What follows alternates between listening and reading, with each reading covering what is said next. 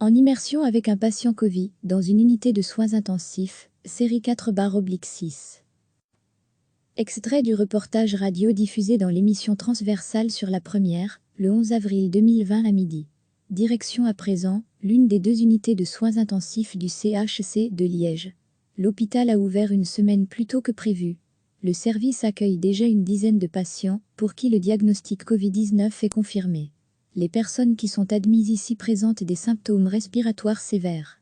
Les soins intensifs sont les plus critiques pour les patients atteints du Covid-19, explique Laurent Jadot, médecin en anesthésie et réanimation aux soins intensifs. 80% des patients n'ont pas de problème, 15% ont besoin d'oxygène et 5% ont besoin de traitements lourds, sur une longue durée. Tous les patients qui viennent aux soins intensifs doivent avoir effectué un scanner des poumons, ajoute le médecin. Cela permet de confirmer le diagnostic. Et surtout, une fois qu'ils sont admis ici, il est plus difficile de déplacer les patients pour leur faire des examens. Le docteur Jadot nous montre l'image d'un scanner caractéristique d'un patient atteint du Covid-19. On voit du flou, la teinte du poumon est diffuse. Le poumon apparaît plus dense, et on voit des vaisseaux anormalement dilatés. Cela signifie que le poumon ne participe plus à la respiration. Et donc, même si le test PCR est négatif, on n'abandonne pas l'idée que le patient est atteint du Covid. On initie alors un traitement en isolement, mais ces cas-là ne sont pas comptabilisés par les autorités comme des patients positifs Covid-19. Dans les chambres isolées et vitrées, la plupart des patients sont intubés et reliés à des respirateurs. Ils sont alors plongés dans un coma artificiel. Ce serait insupportable d'être intubé et relié à un respirateur en étant conscient, commente Laurent Jadot. L'un d'entre eux n'a qu'une quarantaine d'années. Il n'avait pas d'antécédents, pas de traitement particulier, explique le médecin. Le public doit le savoir, on peut être jeune, en bonne santé, et être très malade. Le patient est allongé sur le ventre sur un lit hyper médicalisé. Cela permet d'améliorer la fonction de ses poumons. Il ne faut pas moins de 5 personnes, 4 infirmiers et un médecin, pour le retourner. Une manipulation à haut risque, car des actes aérosolisants sont alors pratiqués.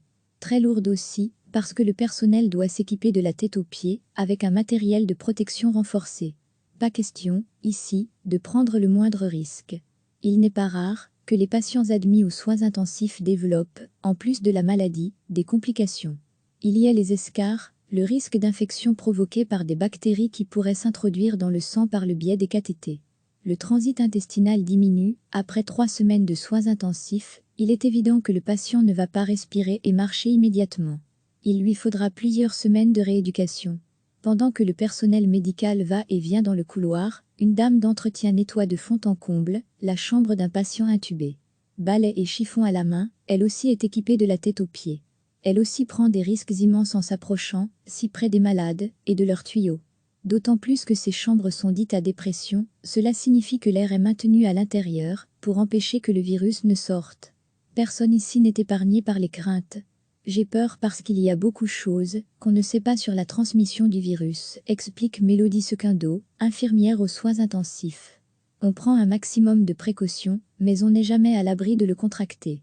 On peut commettre une bête petite erreur en s'habillant ou en se déshabillant, on doit beaucoup réfléchir à nos gestes et mentalement, c'est parfois lourd. Aujourd'hui, Ariane Zekzik, infirmière en chef, réunit son équipe pour faire un débriefing. Elle fait le point sur les solutions apportées à certains patients. Elle en est consciente, la pression qui pèse sur les épaules des infirmiers est immense. Une psychologue est à leur disposition, si nécessaire, les épisodes de la semaine, en immersion avec un patient Covid, les ambulanciers en première ligne, série 1/6 en immersion avec un patient Covid, le tri à l'hôpital, série 2/6 en immersion avec un patient Covid, les tests aux urgences, série 3/6 en immersion avec un patient Covid, dans une unité de soins intensifs, série 4/6 en immersion avec un patient Covid, la vie ou la mort, série 5/6 en immersion avec un patient Covid, et après, série 6/6 recevez, chaque matin l'essentiel de l'actualité. Extrait du reportage radio diffusé dans l'émission Transversale sur la Première, le 11 avril 2020 à midi. Direction à présent, l'une des deux unités de soins intensifs du CHC de Liège. L'hôpital a ouvert une semaine plus tôt que prévu. Le service accueille déjà une dizaine de patients, pour qui le diagnostic Covid-19 est confirmé. Les personnes qui sont admises ici présentent des symptômes respiratoires sévères. Les soins intensifs sont les plus critiques pour les patients atteints du Covid-19, explique Laurent Jadot, médecin en anesthésie et réanimation aux soins intensifs. 80% des patients n'ont pas de problème, 15% ont besoin d'oxygène et 5% ont besoin de traitements lourds, sur une longue durée. Tous les patients qui viennent aux soins intensifs doivent avoir effectué un scanner des poumons, ajoute le médecin. Cela permet de confirmer le diagnostic. Et surtout, une fois qu'ils sont admis ici, il est plus difficile de déplacer les patients pour leur faire des examens. Le docteur Jadot nous montre l'image d'un scanner caractéristique d'un patient atteint du Covid-19. On voit du flou, la teinte du poumon est diffuse. Le poumon apparaît plus dense, et on voit des vaisseaux anormalement dilatés. Cela signifie que le poumon ne participe plus à la respiration. Et donc, même si le test PCR est négatif, on n'abandonne pas l'idée que le patient est atteint du Covid. On initie alors un traitement en isolement, mais ces cas-là ne sont pas comptabilisés par les autorités comme des patients positifs Covid-19. Dans les chambres isolées et vitrées, la plupart des patients sont intubés et reliés à des respirateurs. Ils sont alors plongés dans un coma artificiel. Ce serait insupportable d'être intubé et relié à un respirateur en étant conscient, commente Laurent Jadot. L'un d'entre eux n'a qu'une quarantaine d'années. Il n'avait pas d'antécédents, pas de traitement particulier, explique le médecin. Le public doit le savoir, on peut être jeune, en bonne santé, et être très malade. Le patient est allongé sur le ventre sur un lit hyper médicalisé. Cela permet d'améliorer la fonction de ses poumons. Il ne faut pas moins de 5 personnes, 4 infirmiers et un médecin, pour le retourner. Une manipulation à haut risque, car des actes aérosolisants sont alors pratiqués. Très lourde aussi, parce que le personnel doit s'équiper de la tête aux pieds, avec un matériel de protection renforcé. Pas question, ici, de prendre le moindre risque. Il n'est pas rare que les patients admis aux soins intensifs développent, en plus de la maladie, des complications. Il y a les escarres, le risque d'infection provoqué par des bactéries qui pourraient s'introduire dans le sang par le biais des cathéters.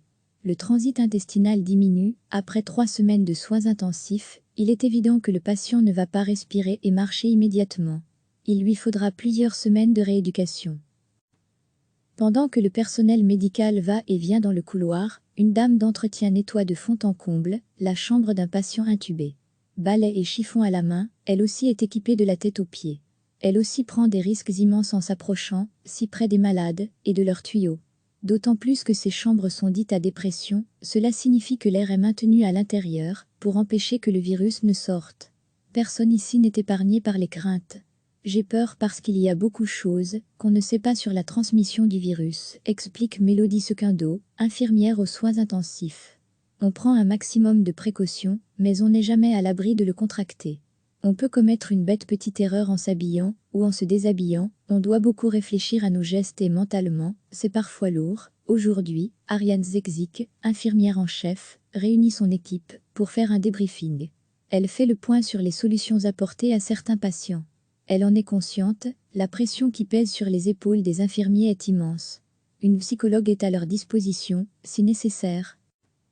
Les épisodes de la semaine, en immersion avec un patient Covid, les ambulanciers en première ligne, série 1/6 en immersion avec un patient Covid, le tri à l'hôpital, série 2/6 en immersion avec un patient Covid, les tests aux urgences, série 3/6 en immersion avec un patient Covid, dans une unité de soins intensifs, série 4/6 en immersion avec un patient Covid, la vie ou la mort, série 5/6 en immersion avec un patient Covid, et après, série 6/6. Cliquez sur s'abonner pour recevoir les dernières nouvelles.